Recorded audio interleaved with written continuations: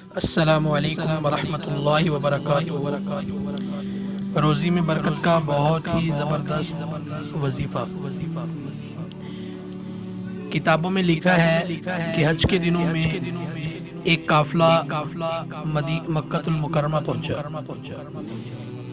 اس قافلے کے اندر ایک خاتون تھی، وہ جلدی آئیں اور انہوں نے بیت اللہ کا غلاف پکڑ کر بہت ہی عظیم دعا مانگی، جس دعا کو سن کر وہاں پر بیٹھے ہوئے تمام علماء اور صلحاء حیران رہ گئے کہ آج تک اتنی پیاری دعا کسی سے سنی نہیں، کسی نے مانگی نہیں۔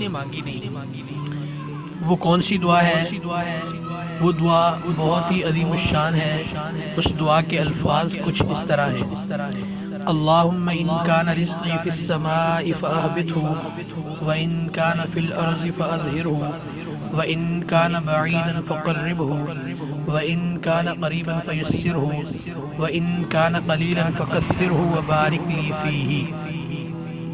ترجمہ اس دعا کا کچھ اس طرح ہے: اے میرے پیارے اللہ، اگر آپ نے میرا رزق آسمانوں میں رکھا ہے تو اسے عافیت کے ساتھ نازل فرما دیجیے، اور اگر آپ نے میرا رزق زمین میں رکھا ہے تو اسے میرے لیے ظاہر کر دیجیے، اگر آپ نے میرا رزق دور رکھا ہے اسے میرے لیے قریب کر دیجیے، اور اگر آپ نے میرا رزق قریب رکھا ہے تو اسے میرے لیے آسان کر دیجیے، اگر آپ نے میرا رزق کم رکھا ہے تو اسے میرے لیے زیادہ کر دیجیے، اور اگر آپ نے میرا رزق زیادہ رکھا ہے تو میرے لیے اس میں برکت دے دیجیے اور یہ برکت باقی رکھیے۔